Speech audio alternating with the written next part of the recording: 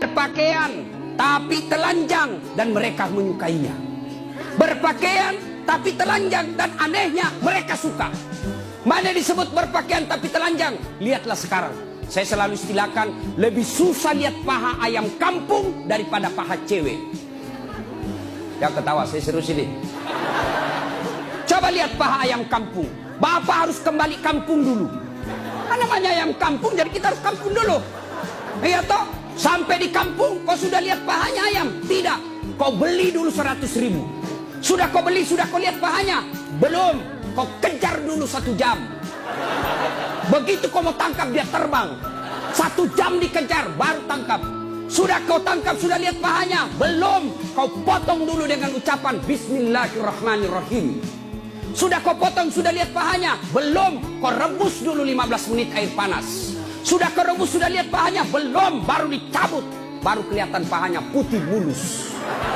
Balik kampung, kau keluar 100.000, kau kejar 1 jam, kau potong dengan kalimat basmalah, kau rendam 15 menit air panas, baru lihat pahanya yang putih. Ayam kampung. Tapi coba lihat cewek, kau berdiri saja di pinggir jalan, 15 menit, 10 pasang paha cewek gratis. Bahkan kadang-kala boleh dicolek. Makanya cewek, mari kita kerjasama. Kami laki-laki jaga mata, tapi tolong Anda cewek jaga akhlak. Biar kami setengah mati jaga mata, kalau kalian gentayangan habis amal kami.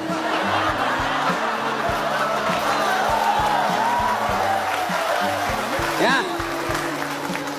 Saya kalau mau pergi mengajar di kampus, saya ngaji dulu beberapa ayat, sholat duha dulu 2 rakaat, baru 1 kilometer saya naik mobil, hancur amalku.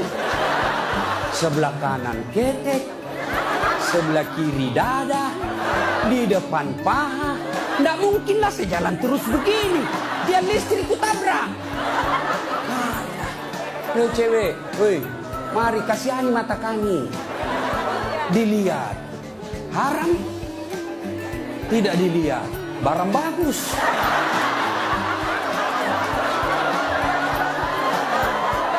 Hei, oke, sekarang banyak perempuan kurang rasa malunya. Dulu. Kalau ada perempuan hamil di luar nikah, dibuang dari kampungnya. Keluar kau menyebarkan aib. Itu dulu. Dulu perempuan meskipun belum pakai jilbab, tapi dia jaga harga dirinya. Saya zaman SMA kan belum ada jilbab. Kawan saya kalau jatuh ballpointnya, kan tidak pakai jilbab. Dia pegang dulu ini, lalu dia pegang roknya di bawah, baru dia dongkok. Dulu. Sekarang cewek dia sengaja memang itu pakai tipis kecil, jalan dia mau tabrak kita. Hancur. Maka kalian akhwat yang datang di sini pengajian selama 3 hari 3 malam, tolong selamatkan saudara-saudara kalian akhwat-akhwat supaya mereka tidak pakai begitu. Kalian tularkan itu jilbabmu kepada saudara-saudara muslimah. Jangan kau biarkan mereka, dakwai mereka. Dia mau dengar atau tidak, kewajibanmu sampaikan, soal diamalkan urusan lain. Terutama juga yang pakai jilbab tapi tidak memenuhi syarat. Pakaian jilbab itu, pakaian menurut Islam itu ada 4 syaratnya. Nih dengar baik-baik yang mau bikin baju. 1, syarat pakaian itu nutup aurat. Alhamdulillah kalian semua nutup aurat. Mana auratnya perempuan? Seluruh anggota tubuhnya kecuali telapak tangan, telapak kaki. Ustadz itu pakai jilbab kelihatan lehernya, tinggal lehernya dibakar nanti. Ya, kelihatan pahanya nanti dibakar. Kalau cewek masih enak dilihat. Ini ada juga orang tua, sudah mau ada cucunya, pakaiannya saya tanya, Bu, kenapa pakai begitu? Ibu sudah tua. Dia bilang, ini baru ada, dulu waktu saya gadis tidak ada begini, Ustaz. Ini namanya bagus, dikasih ibu, kasih STNK. Tahu STNK? Sudah tua, nakal kembali. Kasih ke STNK itu begitu. Laki-laki mana auratnya? Pusat sampai lutut. Artinya adik-adik, kalian yang sudah mengaku diri hijrah, silahkan main futsal, silahkan main bola, silahkan olahraga, tapi tolong jangan kelihatan pahamu. pahamu adalah dosa ketika kau kelihatan. Kau suruh saudara putrimu jilbab, kalian main bola kelihatan paha, dosa. Nggak ada nafsu lihat pahaku. Siapa bilang? Siapa tahu ada janda-janda tua sudah lama nggak lihat paha. Bisa jadi. Ya. Yang kedua, syarat pakaian menurut Quran, nutup aurat. Yang kedua, tidak mempertontonkan lekuk-lekuk tubuh. Ada orang pakai jilbab tapi bajunya sempit, susah jalannya. Coba lihat itu kalau ada pengantin, pakailah jilbab sakaratil maut. Yang 3 lapis, kuning, biru, abu-abu, dikasih kiri lagi sedikit. Ada talinya dia ikat-ikat dulu, 2 meter dia kasih di lehernya, kasih dulu. Mulai nggak bisa goyang tangannya. Bajunya sempit, roknya sempit. Jalan dah dia bilang suaminya, buru-buru ibu kita ketinggalan. Tunggu dulu pak. Dongo. Itu namanya beleng-beleng. Tahu beleng-beleng? Dongo. Tahu dongo? Kau lah itu. Ayo. Syarat yang ketiga, cowok juga. Kalian pikir kalau kau cowok berpakaian ketat-ketat tidak berdosa? Dosa juga itu. Yang lebih mencengkelkan itu yang gendut. Masuklah dia di masjid pakai kaos oblong. Begitu dia ruku, mulai mencemaskan. Sujud, ada celengan. Beleng-beleng.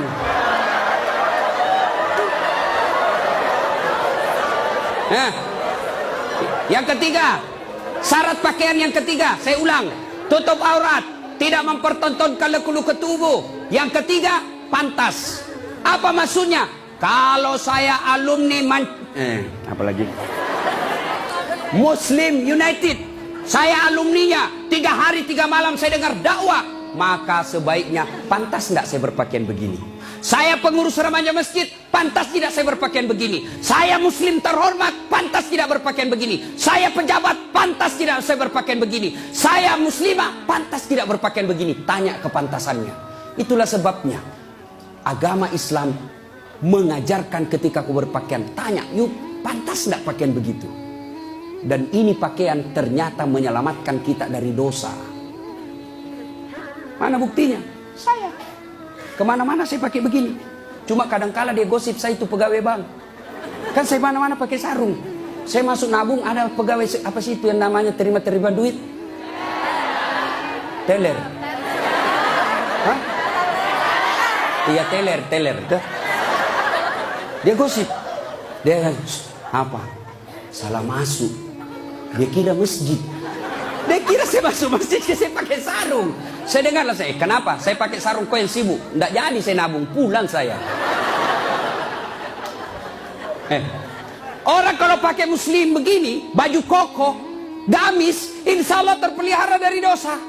Saya jalan tiba-tiba di mall banyak cewek cantik, nggak mungkin saya lihat. Kenapa? Saya malu. Masa Ustadz lihat cewek cantik? Terpaksa dilihat, ya lihat sedikit aja. Ya sudah. Ayo, ibu-ibu, mau ndak suamimu terhindar dari tempat-tempat maksiat? Keluar, suruh pakai peci, pakai songkok, pakai gamis. Ndak mungkin dia pakai begini pergi main biliar. Maka suruh pakai itu. Ada di Makassar, saya sudah suruh pakai Ustaz, tapi di mobil dia ganti. Memang sudah tabiatnya itu, sudah bajingan. Yang keempat, syarat pakaian yang keempat adalah indah. Ternyata Allah tidak meninggalkan keindahan. Allah tidak melarang kita keindahan dalam berpakaian, tapi dengan catatan tertib aturannya. 1, tutup auratmu. 2, jangan ketontonkan lekuknya. 3, pantas. 4, indah. Ini sistematis, tidak boleh ditukar. Sayang 1000 sayang kita bikin pakaian. Indah nomor 1, nutup aurat 19. Akhirnya pakaian kita seperti yang kita lihat sekarang ini, yang diatur